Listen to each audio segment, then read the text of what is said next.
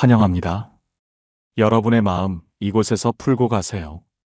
오늘은 집값보다 더 중요한 지금 당장 쓸 수 있는 돈 이야기를 가지고 왔습니다. 집이 10억이어도 통장에 0원이면 노후는 불안합니다. 이 말이 과장일까요? 전혀 그렇지 않습니다. 지난달 제가 상담한 정숙 씨의 이야기를 들려드리겠습니다. 정숙 씨는 올해 73세, 서울 강남에 시세 15억 원짜리 아파트를 소유하고 계십니다. 남편분이 돌아가시고 홀로 지내시는데 겉보기엔 부유해 보이시죠? 그런데 지난달 갑자기 심근경색으로 응급실에 실려가게 되었습니다. 다행히 생명에는 지장이 없었지만 문제는 그 다음이었습니다. 병원에서 심장 스텐트 시술비로 800만 원을 요구했는데 정숙 씨 통장에는 겨우 120만 원밖에 없었습니다. 집은 15억인데 왜 800만 원이 없지? 하며 당황하셨지만 집은 하루 이틀에 팔 수 없습니다.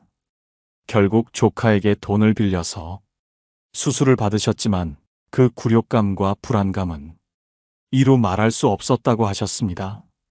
또 다른 사례를 하나 더 말씀드리겠습니다. 동탄에 사시는 명호 씨는 올해 69세입니다. 6억 원짜리 아파트를 소유하고 계시고 아들 둘이 모두 결혼해서 손주가 4명이나 됩니다. 어느 날 손주 생일 파티에 갔는데 아이들이 할아버지께 용돈을 달라고 했습니다. 4명이 각각 5만 원씩만 받으면 20만 원인데 명호 씨 지갑에는 3만 원밖에 없었습니다.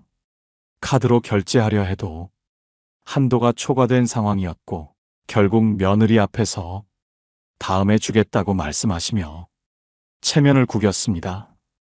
이런 일들이 우연히 생기는 게 아닙니다. 통계청 가계금융복지조사에 따르면 60대 이상 가구의 32.1%가 가처분 소득보다 소비 지출이 많은 적자 가구입니다. 집값은 올랐지만 실제로 쓸 수 있는 돈은 부족한 분들이 3가구 중 1가구라는 뜻입니다. 오늘 이 영상을 끝까지 보시면 여러분의 통장에 최소한 얼마가 있어야 하는지 정확한 금액을 알게 되실 겁니다. 그리고 그 돈을 어떻게 마련하고 관리해야 하는지 구체적인 7일 실행 플랜까지 모두 가져가실 수 있습니다. 오늘 주제가 마음에 드신다면 구독과 좋아요 눌러주세요. 여러분의 마음을 안아주는 좋은 컨텐츠로 보답하겠습니다. 먼저 왜 부동산이 노후를 지켜주지 못하는지 냉정하게 살펴보겠습니다. 부동산은 분명히 자산입니다. 하지만 유동성이 떨어집니다. 유동성이란 필요할 때 즉시 현금으로 바꿀 수 있는 능력을 말합니다. 집을 팔려면 최소 3개월에서 길게는 1년도 걸립니다. 급하게 팔려고 하면 시세보다 훨씬 싸게 내놓아야 하고요. 더 심각한 문제는 노년기에 지출이 갑자기 늘어날 수 있다는 점입니다. 건강보험심사평가원 최신 자료에 따르면 65세 이후 의료비는 급격히 증가합니다. 60대와 비교해서 70대는 평균 의료비가 2.3배, 80대는 3.1배까지 늘어납니다. 특히 응급 상황은 예고 없이 찾아옵니다. 갑자기 넘어져서 골절상을 입거나 뇌졸중이나 심근경색 같은 중증질환이 발생하면 며칠 안에 수백만 원에서 1,000만 원 이상이 필요할 수 있습니다. 이런 상황에서 집 팔고 올게요라고 할 수는 없지 않겠습니까?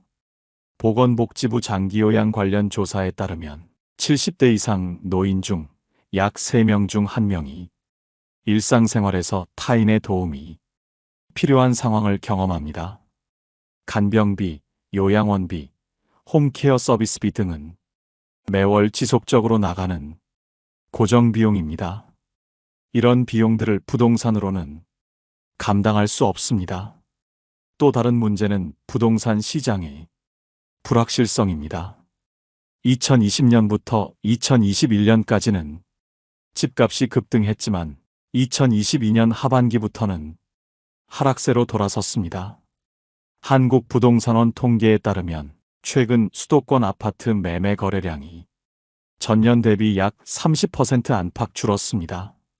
즉, 팔고 싶어도 사는 사람이 줄어들고 있다는 뜻입니다. 한국은행 경제전망보고서에 따르면 고령화와 인구 감소로 인해 장기적으로 부동산 수요가 줄어들 것으로 전망됩니다. 특히 지방 소도시는 이미 빈집이 늘어나고 있는 상황입니다. 이런 상황에서도 많은 분들이 그래도 집값은 오른다, 땅은 배신하지 않는다는 고정관념에 사로잡혀 계십니다.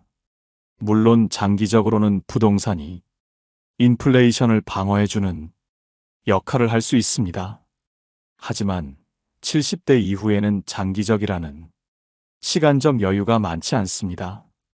여기서 중요한 제도를 하나 말씀드리겠습니다. 주택연금이라는 것이 있습니다. 집을 담보로 매월 연금을 받는 제도인데 많은 분들이 이것만 믿고 계십니다. 하지만 주택연금도 한계가 있습니다.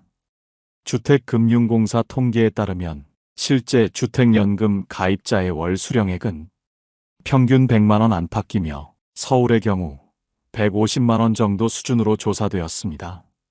이 돈으로 의료비, 생활비, 관리비를 모두 감당하기에는 부족할 수 있습니다.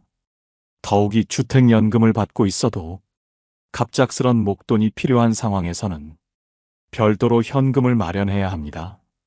주택연금은 매월 정해진 금액만 받을 수 있고 목돈으로 미리 받을 수는 없기 때문입니다. 이제 심리적인 측면을 살펴보겠습니다. 노벨 경제학상을 받은 데니얼 카너먼은 손실회피 이론을 통해 인간의 심리를 설명했습니다. 사람들은 같은 금액이라도 얻는 기쁨보다 잃는 고통을 더 크게 느낀다는 이론입니다. 70대 이후에는 이런 손실회피 성향이 더욱 강해집니다. 젊을 때는 실패해도 다시 벌 수 있다는 희망이 있지만 고령이 되면 재기가 어렵다는 불안감이 생기기 때문입니다. 이런 상황에서 부동산 같은 비유동성 자산에만 의존한다면 심리적 불안감은 더욱 커질 수밖에 없습니다. 고대 그리스의 스토아 철학자 에픽테토스는 이런 말을 했습니다. 부와 재산은 외부에 있지만 평안은 내가 통제할 수 있는 것에서 온다. 집값이나 부동산 시세는 우리가 통제할 수 없는 외부 요인입니다. 하지만 통장에 있는 현금은 우리가 직접 관리하고 필요할 때 사용할 수 있는 자산입니다. 심리학자 베리 슈워츠의 연구에 따르면 선택권이 많을수록 사람들은 더 큰 만족감을 느낍니다. 현금이 충분하면 선택의 폭이 넓어집니다. 어떤 병원에서 치료받을지, 어떤 요양원을 택할지, 손주들에게 얼마나 도움을 줄지 등을 자유롭게 결정할 수 있습니다. 반면 부동산에만 의존하면 선택권이 제한됩니다. 집을 팔아야 하나? 대출을 받아야 하나? 하며 어려운 결정을 내려야 하고 이런 상황 자체가 큰 스트레스가 됩니다. 또한 현금은 존재감을 줍니다. 통장 잔고를 확인할 때마다 이 정도는 있구나 하며 안정감을 느낄 수 있습니다. 하지만 부동산은 시세가 오르락 내리락 하면서 오히려 불안감을 조성할 때가 많습니다. 이제 핵심을 말씀드리겠습니다. 노년의 안전은 자산 총액이 아니라 당장 쓸 수 있는 돈이 결정합니다. 여기서 말하는 당장 쓸 수 있는 돈이란 현금과 현금성 자산을 의미합니다. 현금성 자산에는 어떤 것들이 있을까요? 첫 번째, 은행 예금입니다. 보통 예금, 자유적금, 정기예금 중에서도 중도해지가 가능한 상품들이 여기에 해당합니다. 두 번째, CMA 종합자산관리계좌입니다. 증권회사에서 운영하는 상품으로 예금보다 금리가 약간 높으면서도 수시로 입출금이 가능합니다. 다만 예금자 보호 한도가 5천만 원이므로 이 점은 유의하셔야 합니다. 세 번째, MMF 머니마켓 펀드입니다. 단기 금융상품에 투자하는 펀드로 안전성이 높고 수익률도 예금보다 좋은 편입니다. 하지만 원금 보장은 되지 않으므로 전체 현금성 자산의 20% 이하로 제한하시는 게 좋습니다. 네 번째, 6개월 이내 만기 정기예금입니다. 급하게 필요하면 중도해지할 수 있고 만기까지 기다려도 큰 부담이 없는 기간입니다.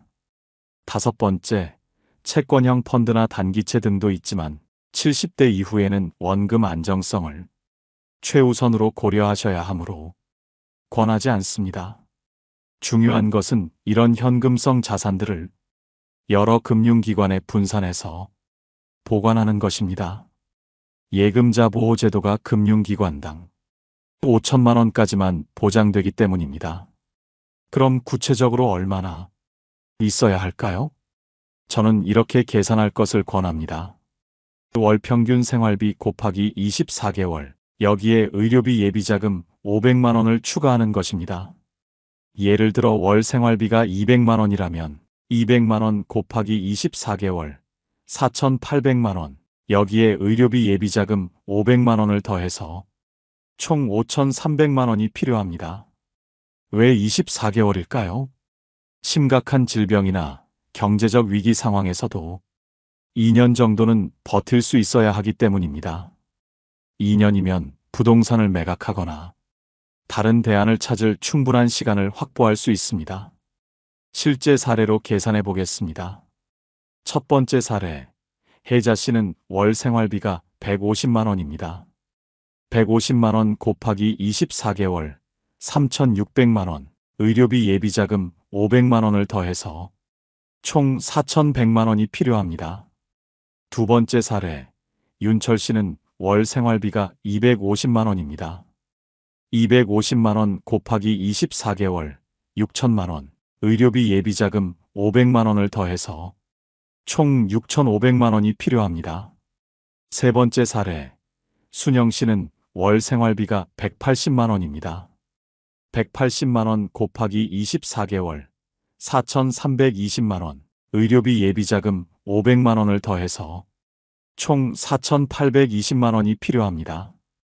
이 금액이 많다고 느끼실 수도 있습니다. 하지만 이것은 최소한의 안전장치입니다.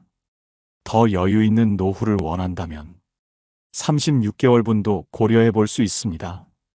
중요한 것은 이 돈을 한 곳에 몰아두지 않는 것입니다. 예금자 보호제도 때문에 금융기관당 5천만 원까지만 보장되므로 여러 은행에 분산해서 예치해야 합니다.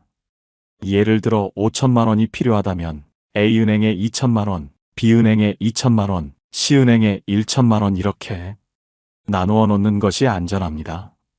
또한 사다리식 예금을 활용하는 것도 좋은 방법입니다.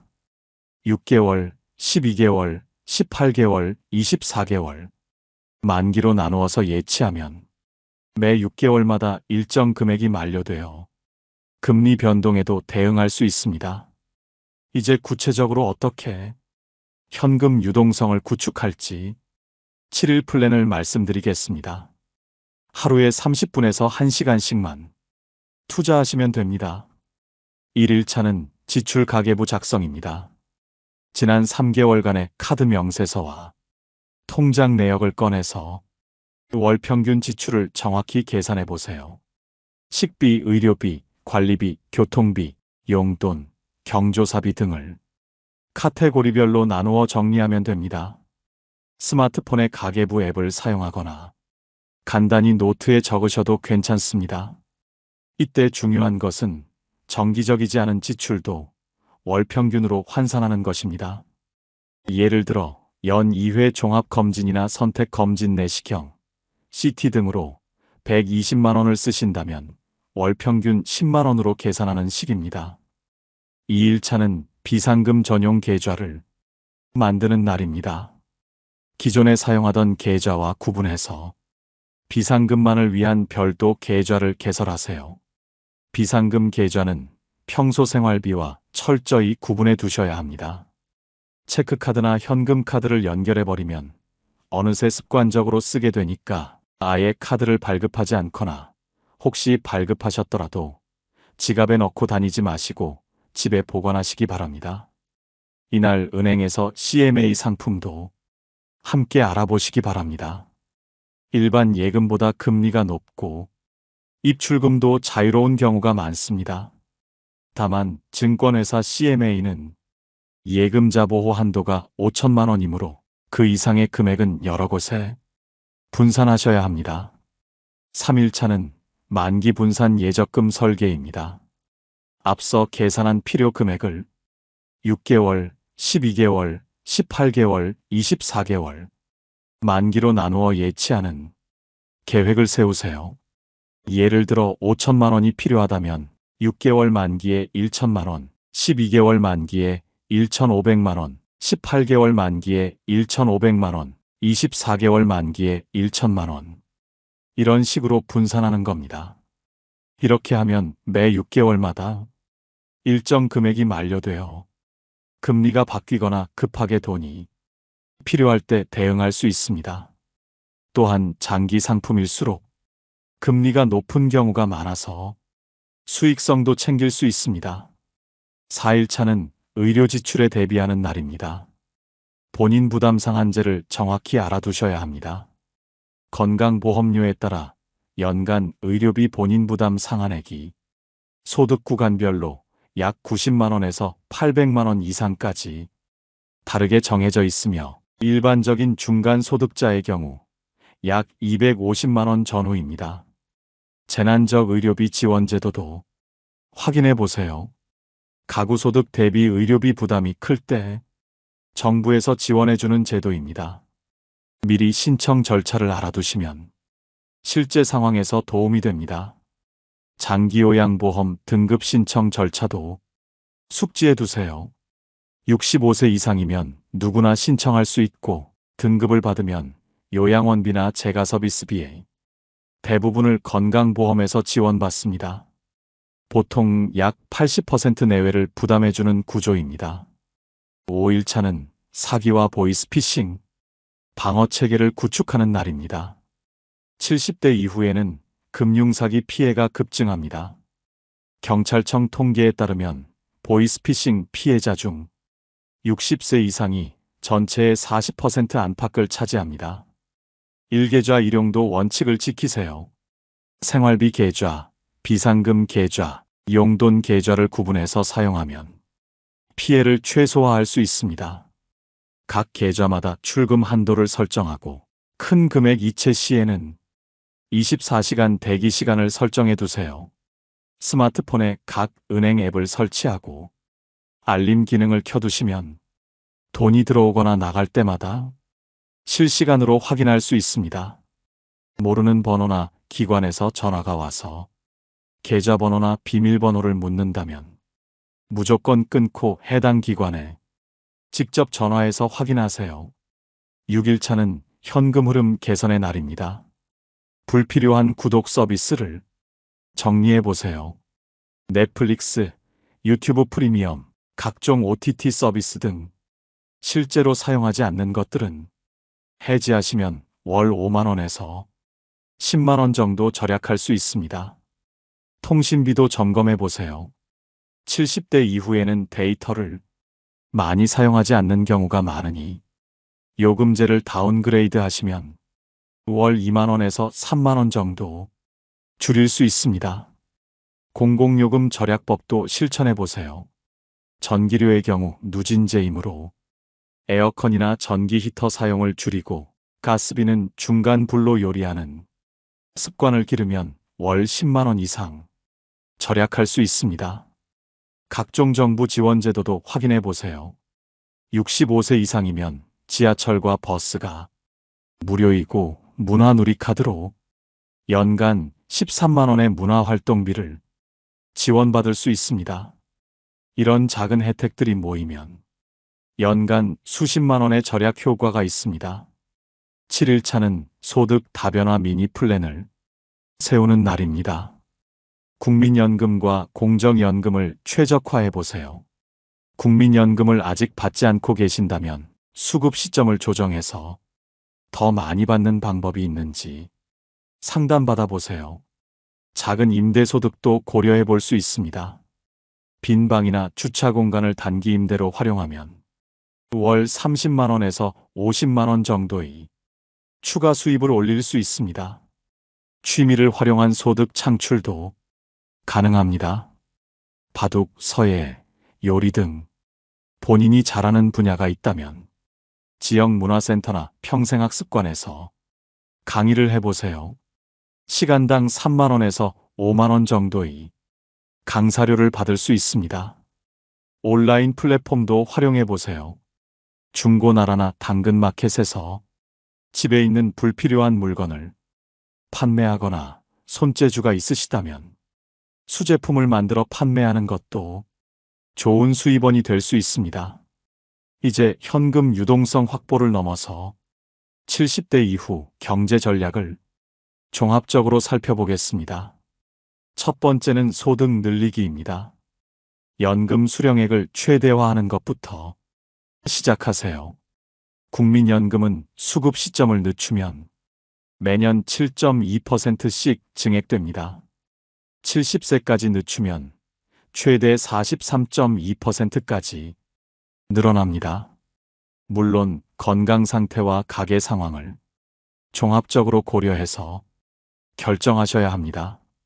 개인연금이나 퇴직연금도 수령 방식을 최적화하세요. 일시금으로 받을지 연금으로 받을지 세금 혜택은 어느 쪽이 더 유리한지 전문가와 상담받아 보시기 바랍니다. 부업도 현실적으로 고려해 볼 수 있습니다. 경비, 청소, 배달 등이 단순 업무부터 상담, 멘토링 같은 전문 업무까지 나이와 체력에 맞는 일을 선택하시면 됩니다. 월 50만 원에서 100만 원 정도의 추가 수입은 충분히 가능합니다. 두 번째는 지출 줄이기입니다. 앞서 말씀드린 고정비 절약 외에도 생활 패턴을 바꿔볼 필요가 있습니다. 외식보다는 집에서 요리하는 비중을 늘리고 비싼 브랜드보다는 가성비 좋은 제품을 선택하는 습관을 기르세요. 의료비 절약도 중요합니다. 정기검진을 통해 큰 병을 예방하는 것이 결국 의료비를 줄이는 최선의 방법입니다. 국가에서 제공하는 무료 건강검진을 빠뜨리지 마시고 만성질환이 있다면 꾸준히 관리해서 합병증을 예방하세요. 세 번째는 주거 전략입니다. 집이 너무 크거나 관리비가 많이 나간다면 다운사이징을 고려해 볼 수 있습니다. 작지만 편리한 곳으로 이사하면 관리비, 세금, 공과금을 모두 절약할 수 있습니다.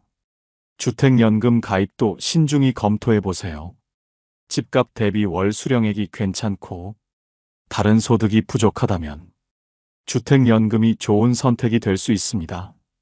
다만 상속을 고려하신다면 자녀들과 충분히 상의하신 후 결정하시기 바랍니다. 실버타운이나 고령자 복지주택도 대안이 될 수 있습니다. 초기 비용은 들지만 의료, 식사, 청소 등의 서비스가 포함되어 있어서 장기적으로는 경제적일 수 있습니다. 특히 혼자 사시는 분들에게는 안전과 편의성 측면에서 큰 장점이 있습니다. 네 번째는 건강과 돌봄 대비입니다. 건강관리야말로 가장 확실한 노후 준비입니다. 규칙적인 운동, 균형 잡힌 식사, 충분한 수면, 금연과 금주 등 기본적인 건강 수칙을 지키시면 의료비를 크게 줄일 수 있습니다. 장기요양보험 등급을 미리 알아보시고 필요하다면 신청하세요. 등급을 받으면 재가 서비스나 시설 서비스 비용의 대부분을 지원받을 수 있습니다. 또한 민간 간병보험 가입도 고려해 볼 수 있습니다.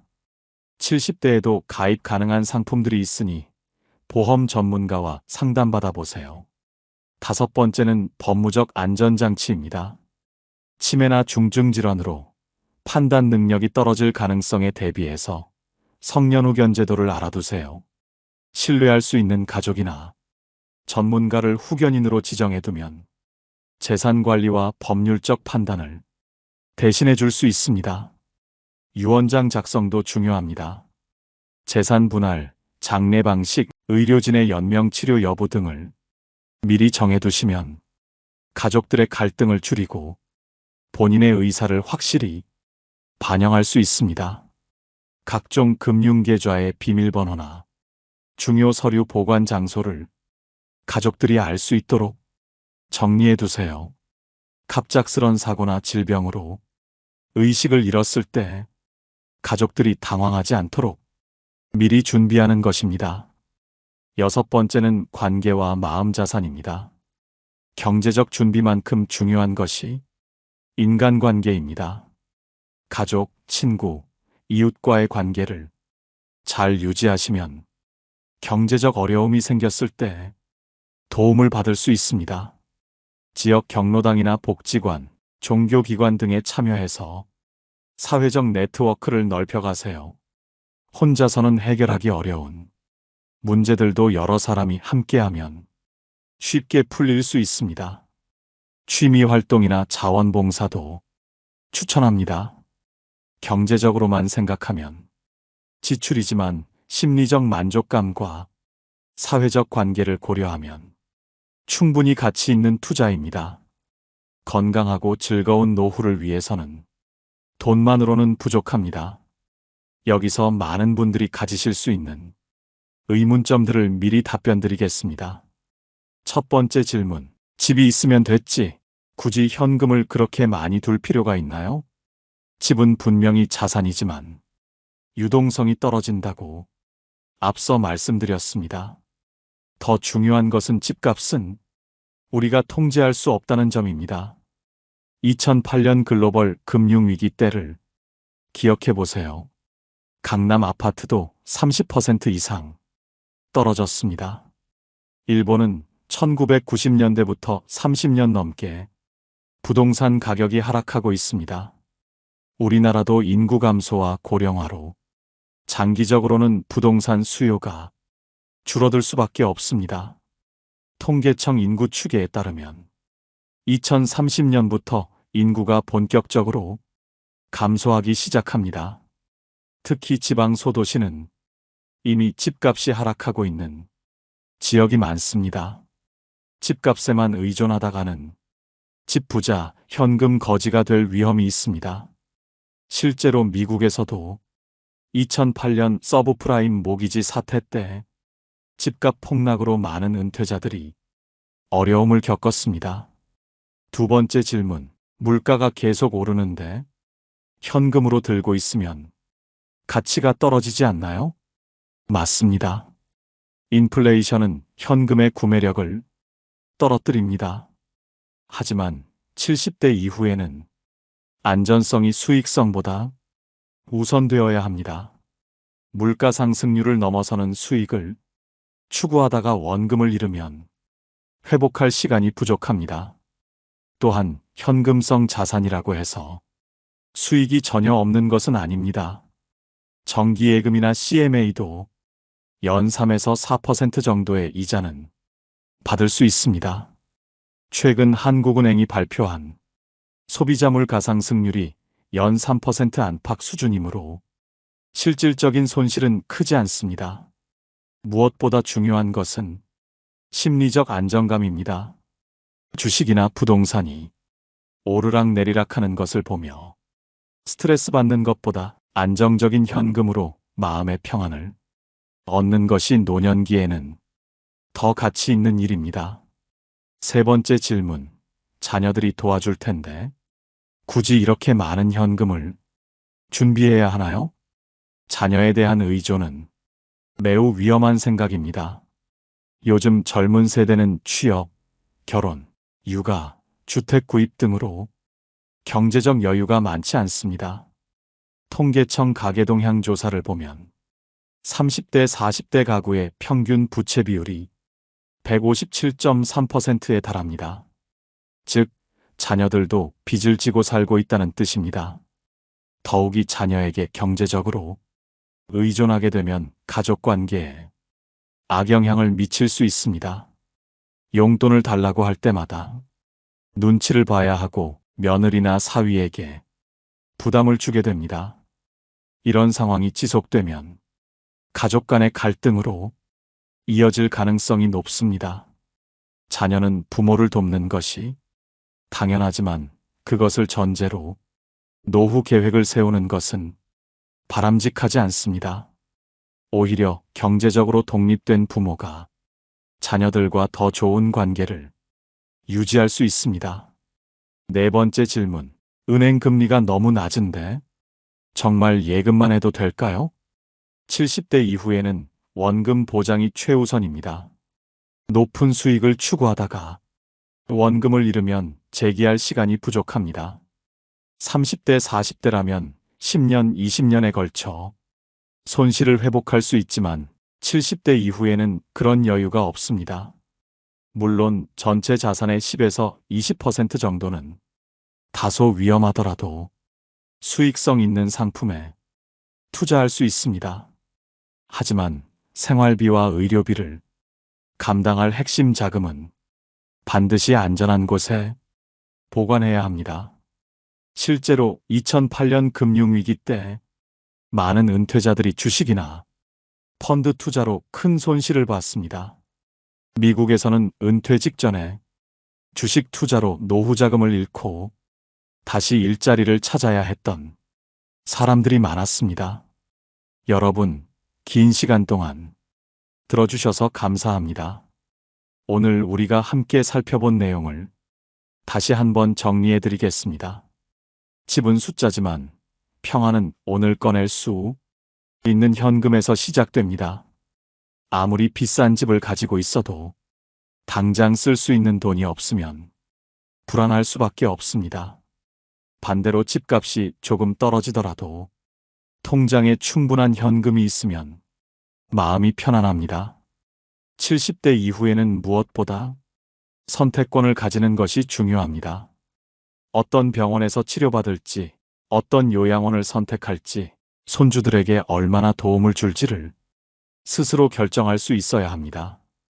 이런 선택권은 현금이 있을 때만 가능합니다.